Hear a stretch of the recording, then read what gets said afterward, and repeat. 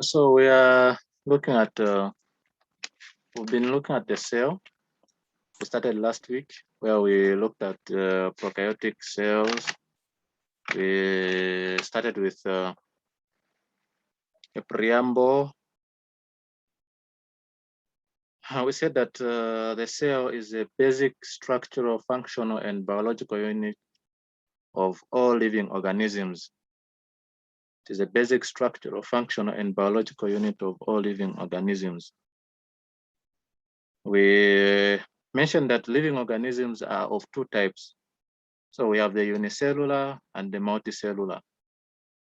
We further grouped organisms or cells into prokaryotic cells and eukaryotic cells. So today we'll be looking at the eukaryotic cells. So now when we look at the eukaryotic cells, these are far more complex than the prokaryotic cells.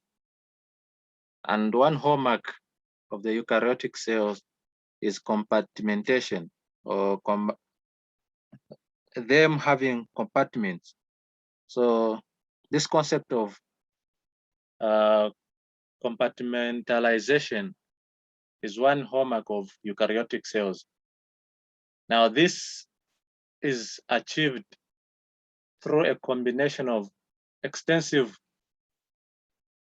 extensive system of endomembranes. So throughout the interior of the cell, we find that there's this extensive system or endomembrane system. So now these organelles include the membrane-bound structures which form these compartments, and then within which multiple biological processes can proceed independently and also simultaneously. So we're going to look at these eukaryotic cells and see what we can learn and grasp. So there are different types of eukaryotic cells or organisms. So we have things like the protozoa, the protists. Some of the examples of organisms with which are eukaryotic. So for example, this organism, Euglena, it's a protozoa, it's a protist. It's an example of an eukaryotic or a eukaryotic. The other example is fungi. So fungi does their own different parts. So we have protozoa, we have fungi, and the other one is the animal cell. So the animal cell is an example of a eukaryote. So human beings, for example, have this cell.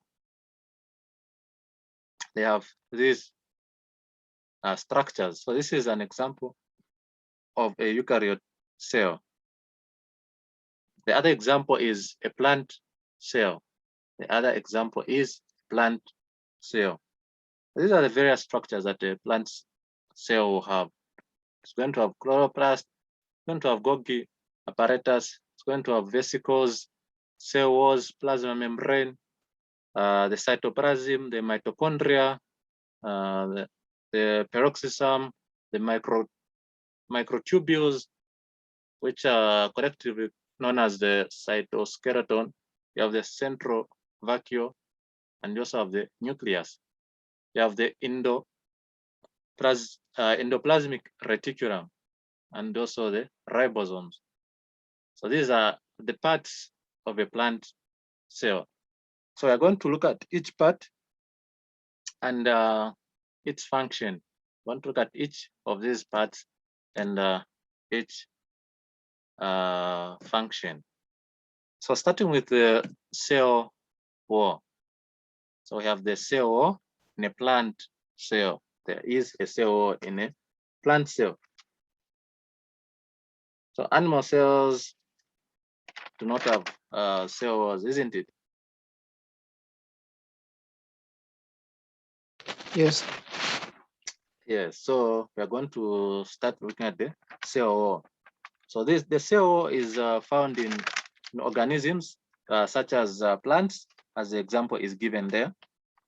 It is also found in fungi and algae.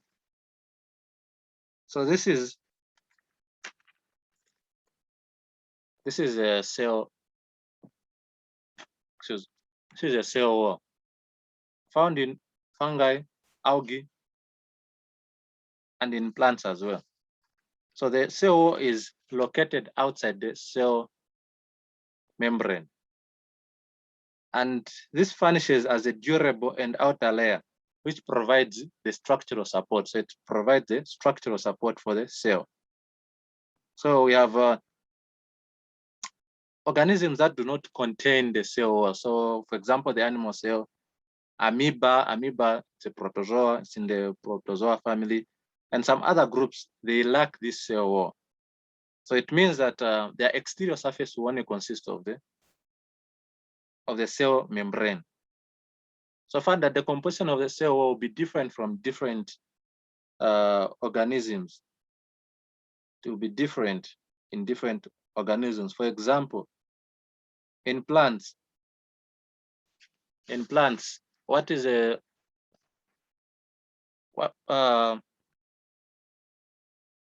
what makes up the cell wall in plants?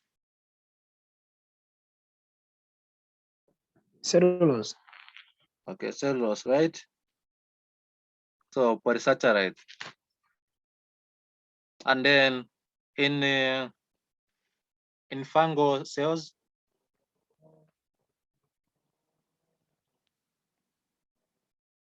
as a cell wall in fungal cells,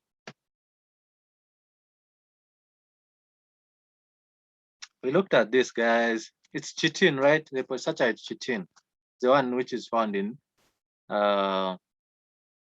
fungi.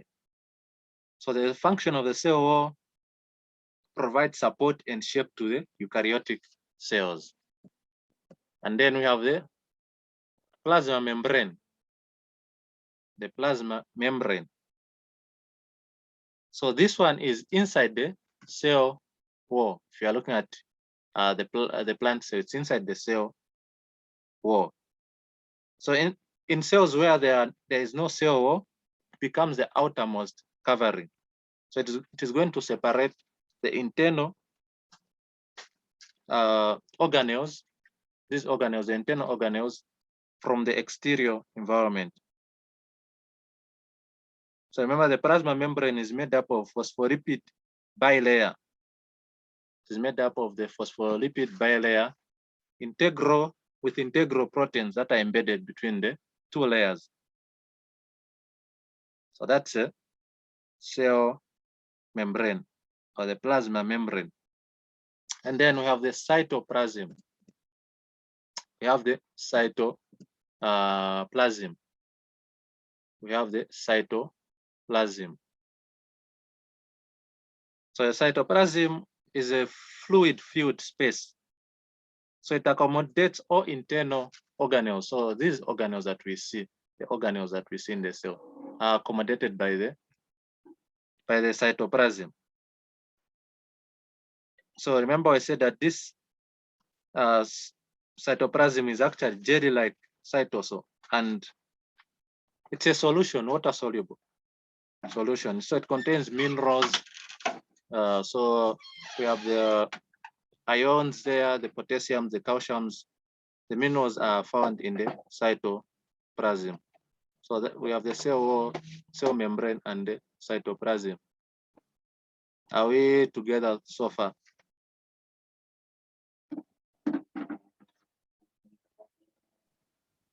Guys, are we together? Sir. Okay.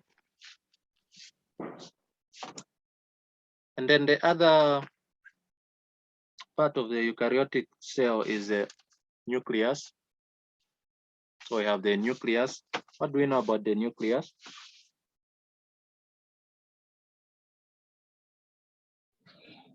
It controls all metabolic reactions in the cell. Okay, how does it do that? How does it control all the metabolism in the cell.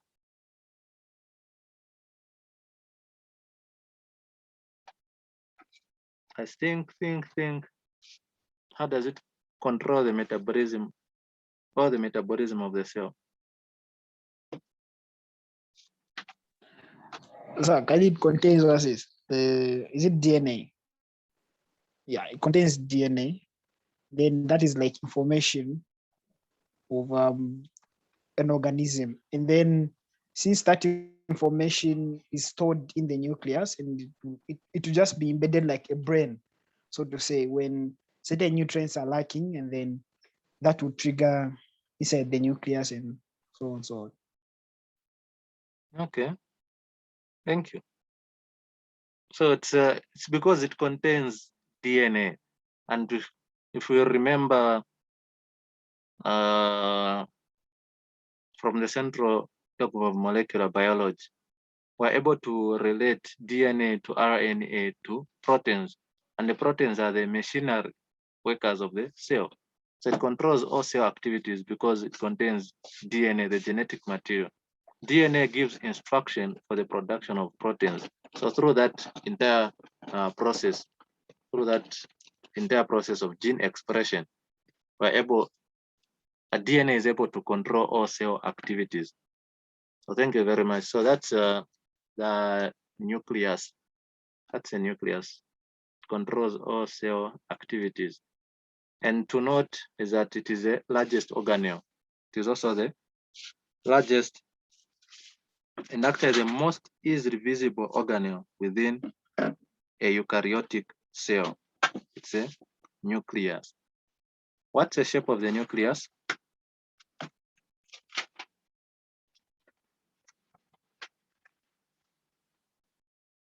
Circular. Okay. So it's roughly spherical in shape. And when you look at in the animal cell, usually it's located in the central region of the cell. It is located in the central region of the cell. So as you mentioned earlier, the nucleus is the repository of the genetic information, so which enables the synthesis of proteins. So usually most eukaryotic cells are going to contain just one nucleus, just a single nucleus. However, we have cells that do not have a nucleus. There are certain cells that lose their nucleus. For them to perform their function well, they lose their nucleus. For example, a mature red blood cell. A mature red blood cell does not contain a nucleus. The other example is a phloem sieve tubes of plants. These do not contain the nucleus. So you have those examples that do not contain the nucleus, and this aids in their functioning. Now, when we look at this is an example of the nucleus. Here, it has various parts. You have various parts. You have the nuclear pores, you have the envelope, you have the nucleolus, chromatin, and nucleoplasm, which is simply the membrane, the nuclear membrane, or rather the more like the cytoplasm of the nucleus. So that's a nucleoplasm. You have the envelope there. So now, when you look at this envelope, this is the surface of the nucleus, and the surface of the nucleus is bounded by two bilayer membranes, and this leads to what is known as the envelope. This is what is known as the envelope. And then scattered on the surface here, we can see are depressions, and these are what we call the nuclear pores. These are the nuclear pores. Okay, so this is basically the nucleus. Chromatin, when we look at DNA, when we look at DNA, we say that DNA does not exist in its pure form in the nucleus. it exists in association with proteins. So DNA is associated with RNA and certain proteins, which leads to the formation of a complex known as the chromatin that we are seeing here. So this one is a network of granules and strands in the cells that are actually not undergoing division. And then we have the nucleolus. So most nuclei will have one or more compact structures that we call the nucleoli. So plural is nucleoli, singular is nucleolus. So this one is actually not enclosed by a membrane. It is not enclosed by a membrane. And of importance, the nucleolus contains what is known as the nuclear organizer. Now, this nuclear organizer is made up of chromosomal regions that contain instructions for making or synthesis of types of RNA in the ribosomes. So now, ribosomal RNA is synthesized in the nucleolus. The proteins that are needed, to make ribosomes are synthesized in the cytoplasm, but they are transported into the nucleolus. So we are saying in the nucleolus, this is where the assembling of the RNA, ribosomal RNA, and proteins is done. So remember, the ribosome has subunits. So that assembly is done in the nucleolus. That assembly is done in the nucleolus. So this is the nucleus. So said this is the largest organelle. It controls all cell activities because it contains, of course, it contains the genetic material, and then it is surrounded by a nuclear membrane, and then it contains the nucleoplasm. So the nucleoplasm also is rich in ions, proteins, and nucleotides. The nucleoplasm. We also talked about chromatin, DNA being associated with proteins and RNA. We've also said that certain cells do not contain red blood cells, do not contain the nucleus. So we gave examples of mature red blood cells and phloem sieve tubes. So that's a nucleus. The ribosomes. We did look at ribosomes when we looked at translation, when we are talking about the process of translation. We looked at these ribosomes. So we said that the ribosome is made up of two units, the large subunit and the small subunit. What did we say when we talked about the prokaryotes on the composition? What's the size of the large subunit in prokaryotes?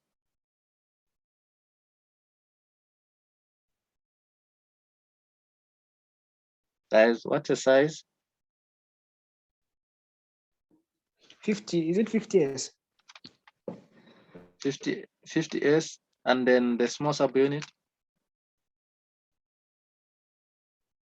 30S. 30S, making a total of what? 70S. Okay, thank you. So for eukaryotes, the ribosome is 80S. So you have 60S plus the 40S. And this one is present in all the cells. However, it is not surrounded by a membrane. It's not surrounded by a membrane. So the ribosomes are not surrounded by the membrane, and their function is synthesis of proteins. Their synthesis of proteins. So on the ribosomes, they can either be found free in the cytoplasm, or they can be associated with internal membrane. So the free ribosomes are going to synthesize the proteins that are found in the cytoplasm, the nuclear proteins, the mitochondrial proteins, and the proteins that are found in other organelles that are not derived from the endomembrane system. And then we have the membrane-associated ribosomes. These synthesize membrane proteins, also proteins that are found in the endomembrane system.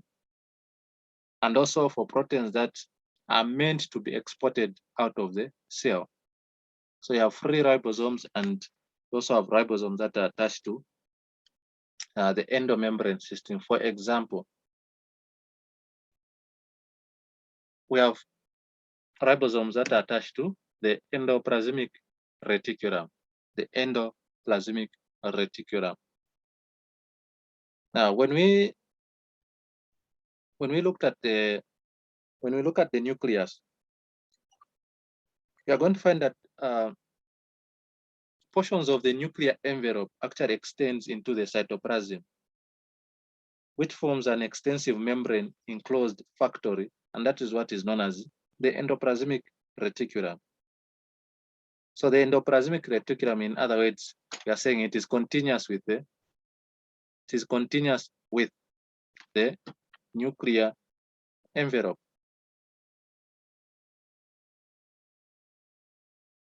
So this is depicting endoplasmic reticulum. So this is a rough endoplasmic reticulum because it contains ribosomes on it. Smooth endoplasmic reticulum does not contain ribosomes on it. And this difference is essential for the function. So the rough endoplasmic reticulum have a different function from the smooth endoplasmic reticulum. So the ribosomes that are associated with the rough endoplasmic reticulum,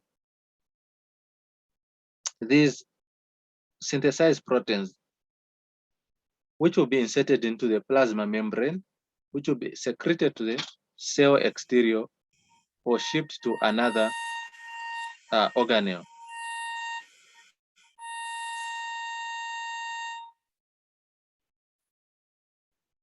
So it's called rough because of the presence of the ribosomes, and it's called rough endoplasmic reticulum.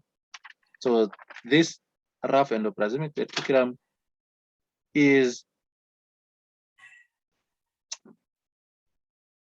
the ribosomes on the rough endoplasmic reticulum are used in the synthesis of proteins.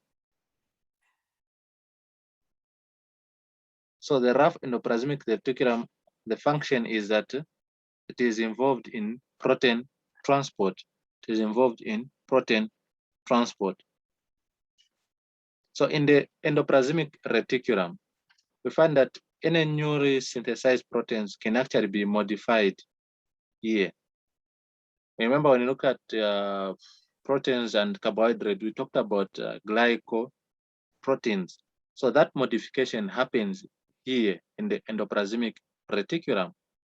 So those that are synthesized here are able to be modified through the addition of carbohydrates and leading to the formation of the glycoproteins.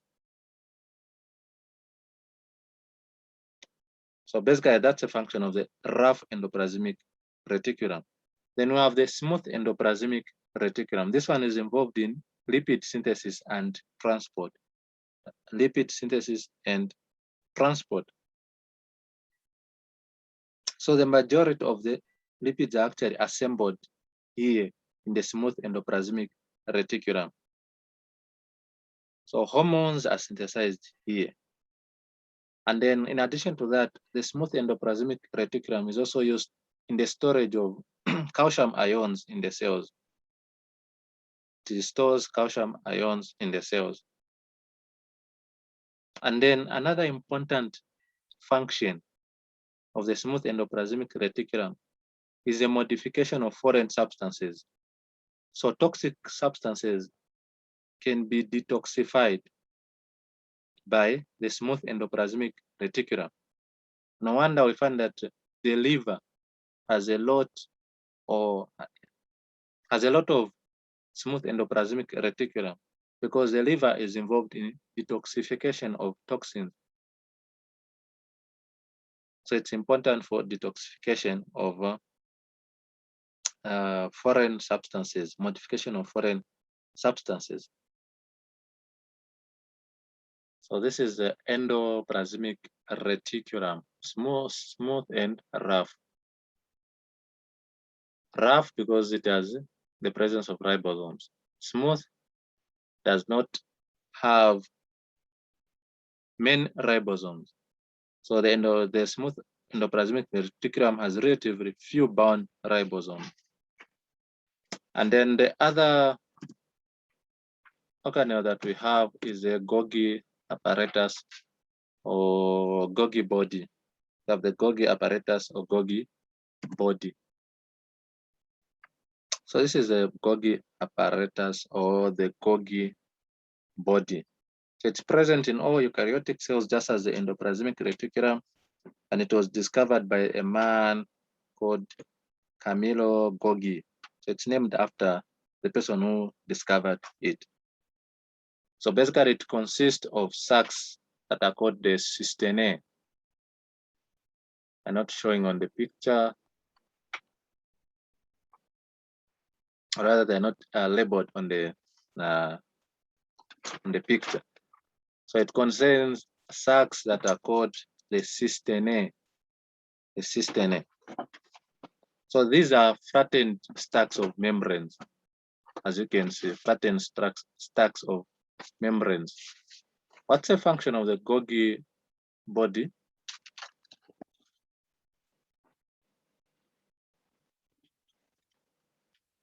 Guys, what's the function of the Golgi body?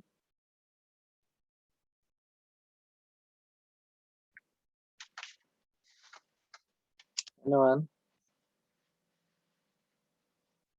So it's used for collection, for packaging, and for distribution of molecules as well. So collection, packaging, and distribution of molecules, synthesized molecules. Transport, it's part of the transport system actually. So it's involved in the transportation of lipids from the endoplasmic reticulum to other systems. So for example, the lymphatic system, and it's also involved in the synthesis of lysosomes. So we are saying the Golgi body is involved in the function of it collecting, packaging, and distributing molecules that are synthesized at one location, and then they are used at another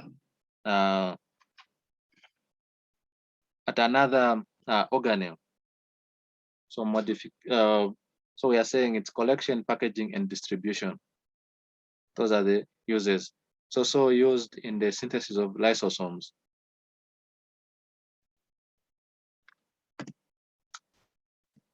So now the protein transport through the endomembrane system. So remember we talked about the endoplasmic reticulum. So there'll be synthesis there. Remember the ribosomes who synthesize proteins. And then we talked about glycoproteins when we talked about the endoplasmic reticulum. So short sugars are added, forming what are known as the glycoproteins. And then we have the transport vesicles, which are going to deliver these glycoproteins to the cis phase of the Golgi body. So remember, we have the cis phase and the trans phase. So these vesicles will deliver to the cis phase of the endoplasmic reticulum, and then of the Golgi bodies rather. And then in the Golgi bodies, what will happen is that these will be modified. Remember, the Golgi bodies function in the processing and modification of molecules. And then what will happen is that glycoproteins will then move to the trans phase of the Golgi complex. There, they are going to be packaged in the transport vesicles. And then these will be transported to the cell membrane or to other organelles that need them. And then you find that the content of the transport vesicle is released from the cell. So this transport, this diagram is summarizing actually the functions of the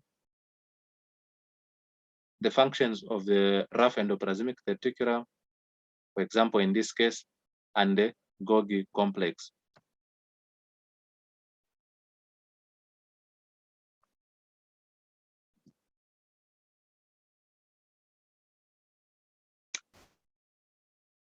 So we did mention about the lysosomes earlier, when we talked about the Golgi body, the Golgi bodies. The other function that we need to note on the Golgi apparatus is that it is also used in the synthesis of components of the cell wall, components of the cell wall as well. So we have the lysosomes, the lysosomes.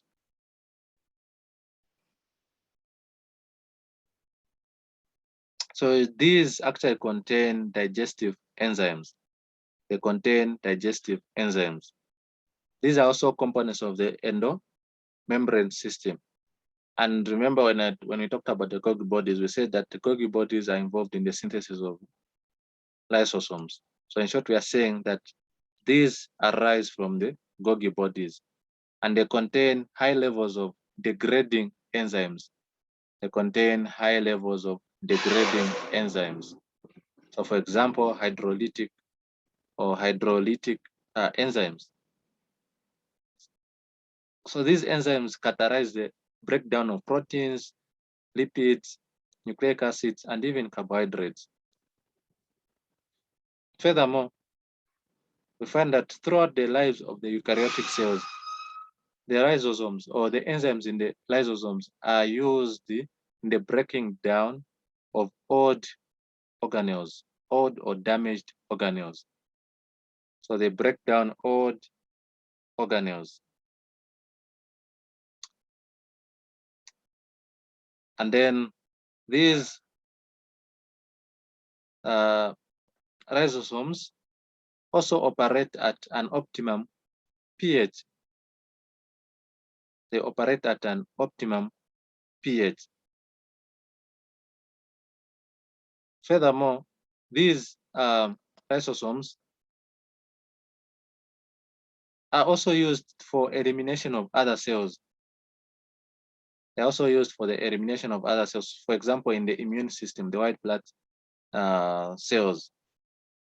If a white blood cell engulfs or phagocytizes a pathogen, we're going to find that these lysosomes are going to fuse with the resulting food vesicle and be able to release the enzymes into the vesicle, and that will lead to degradation of the material within that vesicle. So these are this is the function of the lysosomes. It's the function of the lysosome. Okay, so we can just log out and then we log in. We finish up.